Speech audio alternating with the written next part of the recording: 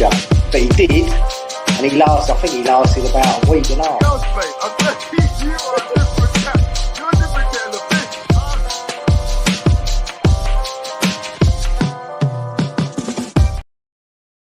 Hello. Good afternoon, good morning, good evening, depending on what part of the world you're watching from. This is your West Ham Daily for today. I'm Anton. Hope you're all well. No DJ Russie B today. And yes, it is a little cheeky live one. It is a cheeky live one. It's a lunch break for me for work, so I've had a chance to jump on. In what you could call a sicky household, kids everywhere not being well, and I've still not had a chance to get rid of this top, so I do apologise for that. So keep your comments coming in. Put my chair up for you so you can actually see me. Hope you're all well. Yeah, what's been happening in the world of West Ham? Got loads to get through as we normally do. But before we get started, thanks to our fantastic partnership with our good friends over at We Are the West Ham podcast, go and check out the most recent podcast. It's out now on Spotify and, of course, on the App Store. So go and check and out and listen to the lads over there. Great content as per usual. Now, we are in the week where we're preparing for a big London derby. Against a team that have... And we'll talk about this in the preview as the games come up, about the amount of money that they've spent, which is a lot of money in comparison to the West Ham world. But today's show is about one man only, and it's Lucas Paqueta. And I've been noticing actually a bit randomly, and I know there's people in the chat as well, so please leave your comments. We will jump through them.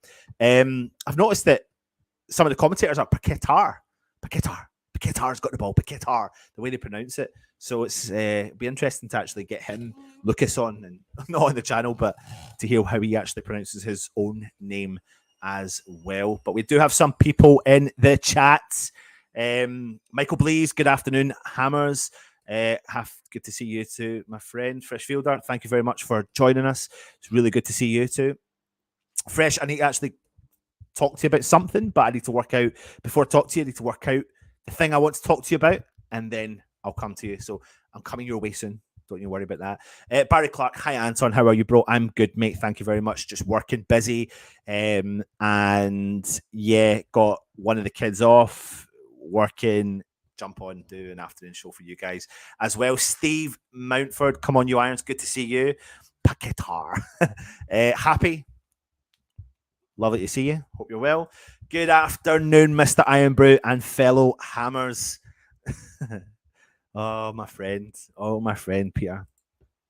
Paquetá. Yes, Pack a guitar. A lot of people are saying it very differently, but he is really coming on his own, really, isn't he? And he says himself that he's feeling more and more at ease at West Ham after his equaliser earned West Ham a draw at Newcastle on Saturday. Now, you could say that Paqueta initially struggled after his £51 million move from Lyon back in the summer, but he's starting to make a positive impact under David Moyes. He impressed in a central midfield role alongside Declan Rice in a 3-4-3 formation against them, and scored to ensure that we left St James's Park with a point. Now, West Ham have just lost one of our past 6 games in all competitions, which has eased a little bit of pressure off of David Moyes. And Paqueta has said and spoke out, he said, I think it's a very important point. And well, of course it is. The midfielder had looked to be finding some kind of form when he started to link up well with Gianluca Scamacca in an advanced role earlier this season. Games against Wolves, Anderlecht and Fulham saw Paqueta, Scamacca and even Declan Rice forging a promising dynamic trio. Paqueta registered some clever assists for the Italian, and things seemed to be clicking at that time. West Ham then went to Southampton and drew 1 each, and it was a game that West Ham probably should have won comfortably. As Scamacca and Paqueta, among plenty of others, spun a whole host of chances. And if I remember rightly, the referee had a terrible performance in that game as well. But, you know, he did pick up a bit of an injury there. But Moyes did speak out and said that maybe there was when they bought Paqueta, that maybe he should have been a different type of player. And West Ham did lose our way a little bit earlier this season. Paqueta plays in a deep-lying role for Brazil. He did that for the World Cup, and he impressed in that position. And that claimed, and many fans, including myself, were claiming that he should play in a similar way for West Ham. But many fans missed the point. with Paqueta when he plays for Brazil, for example.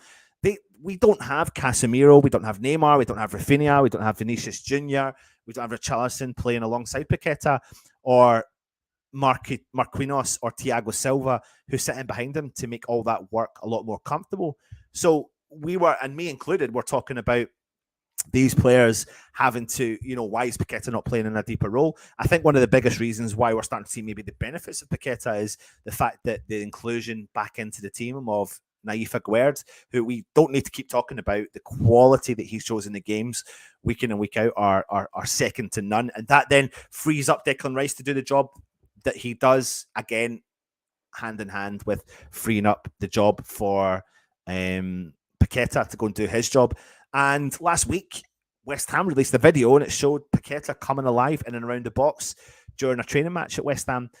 And it's fair to say that many expected maybe a little bit more from Paqueta than the 1 goal and 3 assists he registered back before the Newcastle game in all competitions. Maybe when we think about his career at Lyon, he scored 11 goals and got 7 assists for Lyon last season in Ligue 1 and in Europa League. But when we bought him, we maybe thought he was going to be your more traditional number 10, but in actual fact, he wasn't your number 10. Moyes told our press conference ahead of the game against Newcastle that we tried to bring someone in who could link us in between the midfield and the forward players. And I still think it may be him, but his feeling is, if you look at where he's played for Brazil, it's tended to be Casemiro and Paqueta in midfield, and Neymar getting the number 10 role. And Lucas Paqueta was slightly deeper. So we've tried to give him the opportunity to play slightly deeper where he's played for Brazil. And maybe that's taken a little time to adjust, but we can't take away the fact that that is actually where his best positions says it. Now, Moyes went on and said, he'll be honest, we brought him in for 8 to 10 goals, for 8 to 10 assists. But if you're asking me how he's doing, he's settling in much better. He's playing better in games. We're playing him more like a number 8, and if you want to call it that, alongside Deck. But the fact is, yeah, we hoped we'd get his goals or add assists. Now, I don't know how I feel about comments like that. I don't know where I'm at with it. I feel like, is that kind of mixed signals in terms of why, did you really do your homework on bringing the player in? But I'm really hoping that that's something like the adjustment, like West Ham turning a corner a little bit in the decision making, getting the players in, getting them familiar with the Premier League and understanding where their best positions are and who can play here, there, or everywhere. So you can't fault Paqueta's effort, his commitment, his application to get about the field. It's second to none. He gets stuck in and he's not scared of doing that. And that's what you want. I mean, a lot of people always think of the flair player with Brazil, but a lot of Brazilians over the years, over the history, have got more than just flair. They get stuck in and they're not scared to or shy away from a tackle as well. And many have been quite quick to judge David Moyes' decisions this season, especially on team selection, tactics, favoritism. But recently we can't deny that there's been a shift of focus covering all the points that I just mentioned. Paqueta went on himself and he said Newcastle are top of the end of the table and we need to get points against those teams. It's a very closely contested game and I'm proud of the team's effort and the point. I'm very happy with the goal. It's something I've been striving for and feel a bit anxious to get that goal. I'm happy to have scored and to help that team get an important win. Paqueta added he's feeling more and more ease in the team, connecting with his teammates, and he hopes that's from here on now that he can do his best. He can help the team and get positive results. He says he started to think that he's played a little bit better. We started to understand each other more on the pitch and are working harder. And he thinks that they reaped the benefits of that against Newcastle with the result that they got, which was an important point, and other victories that they've had in recent weeks. I mean, listen, taking away anything else, West Ham and Paqueta was the first player to score in the Premier League against Newcastle since November the 6th. Since November the 6th, they hadn't conceded a goal in the Premier League, and Paqueta stepped up and got that. And that ended a run of 6 clean sheets and denied the Eddie Howe's men to consolidate their position in the Champions League run as well. So Paqueta really is coming into his own and showing... see the comments coming in. I can't control this here. It's mad. Peter, I love you, mate. I love you, mate. I do love you, mate. I'll sort it out. Don't worry. It's coming. I'm growing it out. But the thing is, for me, and I'm going to address that comment you've put in there, Scott, as well. I'll bring it up in a second.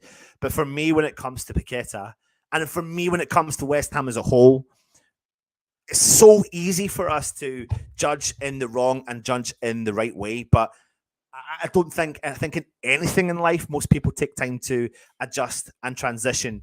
And sometimes you may find scenarios where new change comes in and people can adjust quickly, or new change comes in and people take time to adjust. And that's where my head's at in terms of the situation at West Ham are in. It's yes, we've spent 170 million quid, and how many games do you give the club to turn around? I mean, I think I read a stat the other day saying that West Ham are the only team in the bottom 5 that haven't adjusted their manager this season. You know, we're holding out for David Moyes to change things around, and I think it's the right decision, to be honest. Again, I don't know what's going to happen come the summer. We've got another big adjustment to make when we've got another 5 players out of contract at the club, and 5 key players as well, big key players that should play a big key part in the squad. So if it's going to be West Ham, or if it's going to be, David Moyes or a different manager, who knows what the situation is come the summer, but something's going to give at some point, and it's just whether or not we can change it as well. But for me, what we're really seeing now is Paqueta. I mean, some of the stuff he does on the park sometimes goes under the radar as well, because sometimes when you're looking for Paqueta, and maybe like with the comments that I've read out from David Moyes, you're maybe expecting that kind of creative player. That he is a creative player. There's no ifs or buts about it. But the Dimitri Payet style of player, he was never that. He was never that. But when you read the David Moyes comments, you think that's what he's maybe suggesting. I don't know. Those comments are a bit worrying sometimes, but the key element here is over the last 4 or 5 games, I've seen some slight changes that us as fans have wanted, have called for, and now you're starting to see them. And it's not even, Scott, you're right about, how many football managers you see, especially in the world of YouTube. You're right. I mean, we're not qualified in any way whatsoever. I take a keen interest in analysis and statistics, and I'll put my hand up and say it could be wrong, could be right, but it's just how I see the game. But for me, it's about getting the best out of these players like Paqueta, and he does look like a baller. I mean, he got tore from, he was dragged from pillar to post against Newcastle, but he held the ball. We got stuck in. He'd done all the work. He delivered the ball to his teammates. And Michael, I'll bring this comment up in a second. He's a grafter with skills. You've hit the nail on the head as well. But let me jump on the chat here and see what everyone else is saying. Drainhole Hammers is in the house. Says, afternoon, Anton and fellow Hammers. Happy Tuesday. Well, it's good to see you too, my friend. Hope you are well. Let me wait for this to load. Where are we? Peter Chelmsford says, Brazilian is now looking the nuts at long last. Absolutely. And to be honest, he did find a little bit of form earlier in the season when him and Scamacca, like I said earlier on, and Rice were building up that nice little bit of a partnership. So it's just about how they utilize that. I mean, we're coming into a time now where we're expecting players back, and we're, for the first time in a long time, going to have nearly a fully fit squad. What happens then? Even Anton, happy after the Newcastle game, Paqueta is showing what he can do. Absolutely, Alan. Absolutely. Afternoon, you guess a point better than none. You know what? A point at Newcastle, we said it, it's more than respect the point. Russ said it, enjoy the point. I said love the point. Love the point because it's the manner in which we turned up when everything was going against us as well. He is playing his natural role and looks to be more at home. And you're right. And I think it would take even a couple of games to adjust into that role. But he does. He's getting comfortable. He's getting time in the ball. He comes back, drops deep, looks for it, looks for a penetrating pass forward, gets the ball pushed forward. Yeah, he's got everything going for him in terms of that. So it's exciting times when you think hitting form. And also adding to that, Michael, players that haven't hit form that are starting to just find a little bit of something. Jared Bowen, whose form fell off the edge of a cliff. Antonio, the same. Even Sufal and even Souček in terms of his impact from the subs bench as well. But we need to back this up by getting points on the table. We need to get more Brazilians in the team to communicate with Paqueta, bring the best out of him as his is world class. Even everyone 11:30 p.m. in Australia. Yes, join me for the Hammers headlines that I'll talk about Baptiste as well. Scott R. Morning, all good to see you, my friend. Another 10 goals, please, for Paqueta. That would be nice. That would be nice. And if he keeps his good form up, he could score goals in Europe as well. Michael Blees, Newcastle showing how good a team they are, but our 2v there, 3 in midfield, won the battle. Yeah, I think it did. I think and pushing them out wide and the turnovers, I keep saying it, like we forced them into turnovers and we started winning the second ball, which was a huge difference in the game. Artel Moyes didn't do his homework and now has put Moyes always plays a lot of players out of position instead of their natural position.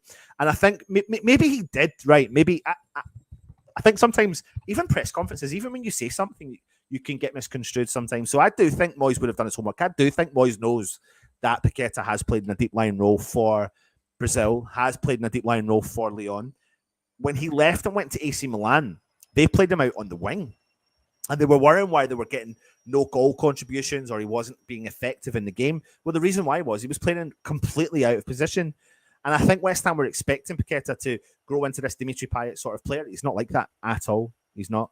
He's creative, clever, but not like Dimitri Payet. Yes. I haven't just put any product in it, so it's sticking up in a really weird way. Bear with me, Peter. Bear with me on the hair. I believe Man City are being punished will be an example for Newcastle and Chelsea era. Yeah, I mean, the thing is, though, 2 up, 2 down, will they get punished?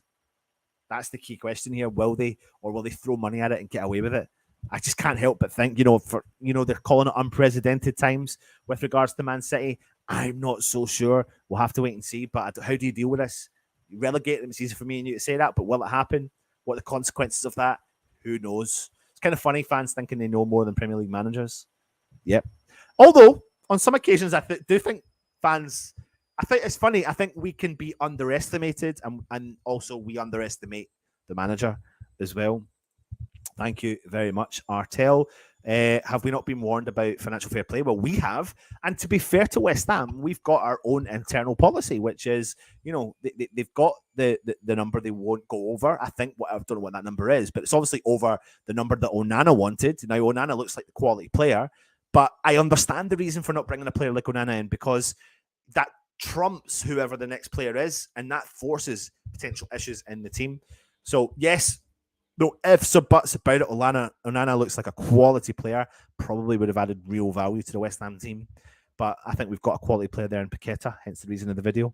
Seen that, Southampton are ready to pull the plug on the manager again. To be honest with you though, Peter, I think he's ready to pull the plug. I listened to one of his press conferences recently and the first thing he went on about was his past at his clubs.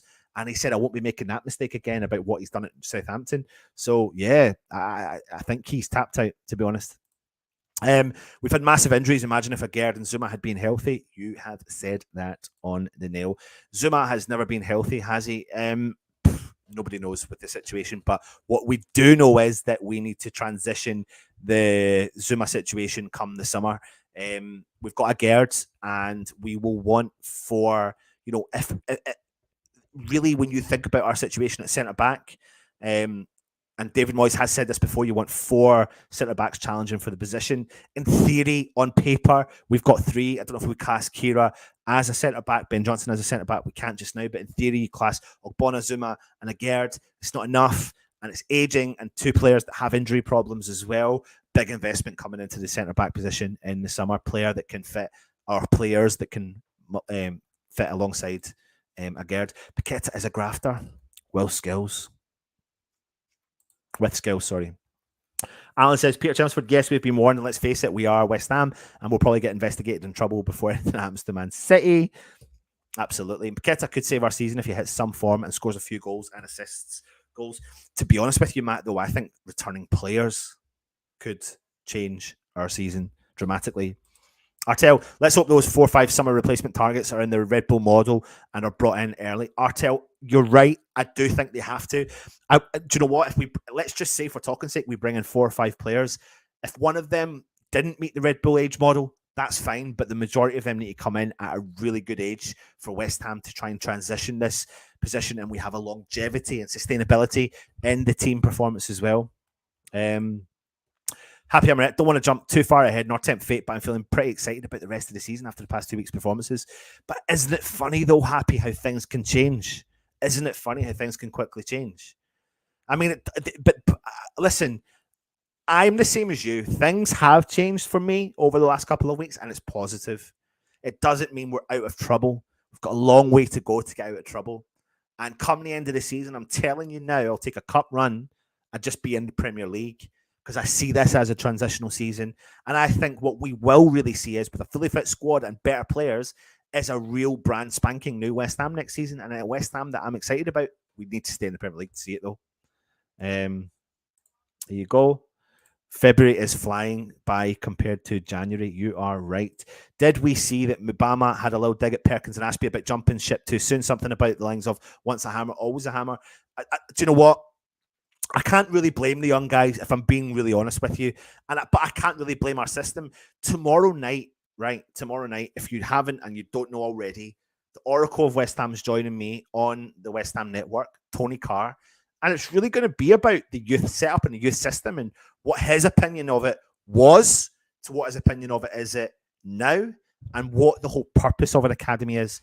But what I will say about someone like Mubama is it's exciting to have a young player like that banging in the goals at every level he's played at. And this is why I'm glad to see him feature a little bit for the first team in and around the squad. It's not about being in and around the squad. It's about getting game time.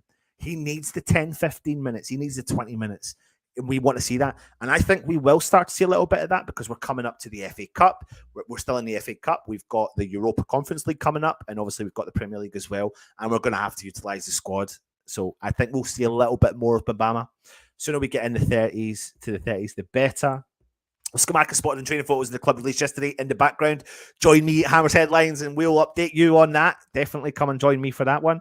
I think the impact of Aguerd commanding at the back has given the squad more confidence, which will increase form, hopefully. I can't big the guy up enough. It's not just about what he does defensively, it's about what he does going forward. It's his commanding, like you said, presence at the back line. He talks to everyone. He absolutely dominates what he does. You want people like that. That is a captain in the making. There's no ifs and buts about it. Shit, man, you've got Aguerd in the back line. You've got Declan Rice in the middle there. What you've got then is two people that are actually dictating the play, and you've got one player that allows Declan Rice to go and perform what he wants to do. Declan Rice looks over his shoulder and goes, Aguerd's got that. And when you look at Aguerd's highlights reel just from being at West Ham, from the 4 Premier League starts he's had, it's ridiculous. He's a really good footballer.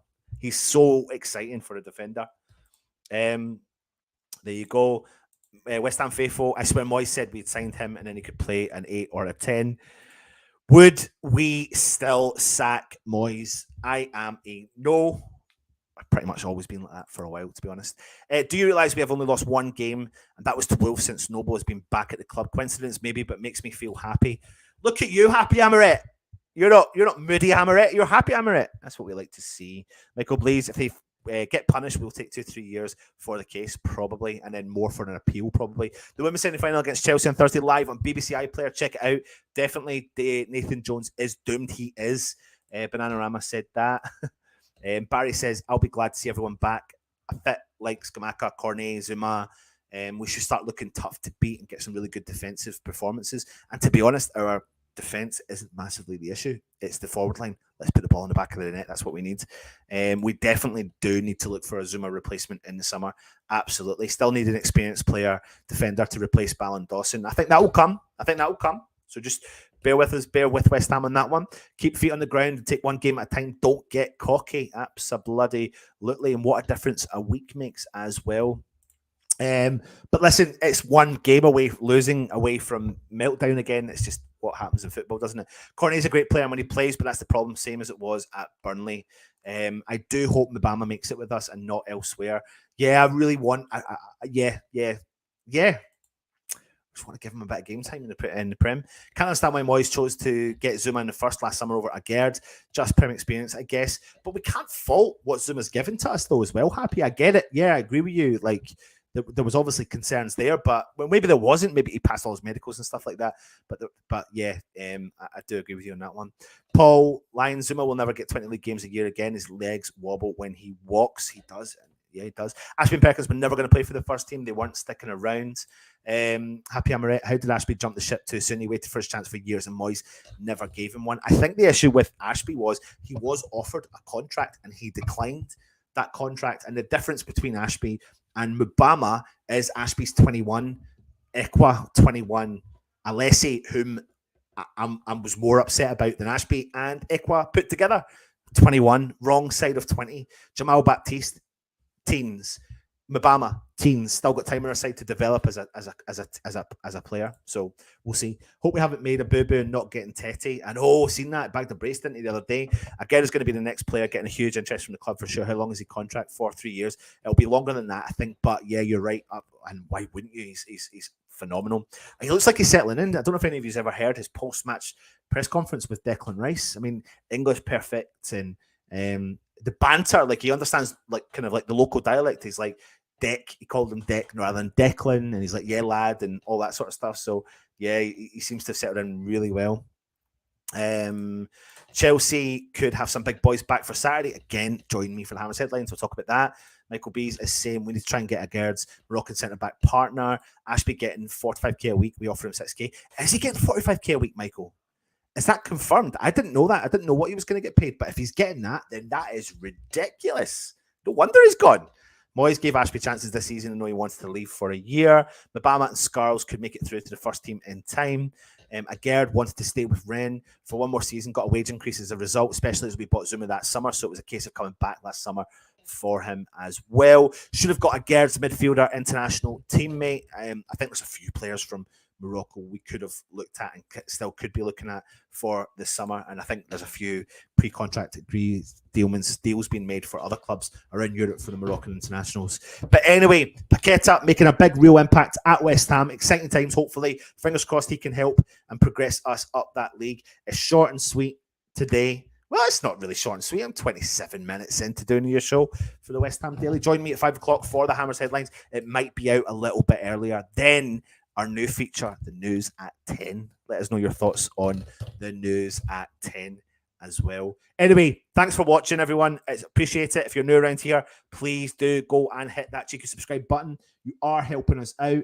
It's on subscriber only mode, so you may notice a lot recently that the comments have slowed down, but that's because what we've done is we've put subscriber only mode on. What that has done is taken away and removed a lot of the bots. So the admins don't have a lot of work to do in order to remove the bots or the crazy people who are offensive, etc. So in order to comment, the bots can't subscribe and then comment. So we'll take that off eventually, but you have to subscribe to comment. That's why the comments have changed and it's not as frequent as going on. But we will take that off in due course over the coming weeks, and then we'll bring it back on again. Just it clears out the bots, and it's done a fantastic job in doing it. Anyway, take care, everyone. Look after yourself. And of course, as we always do, come on, you irons.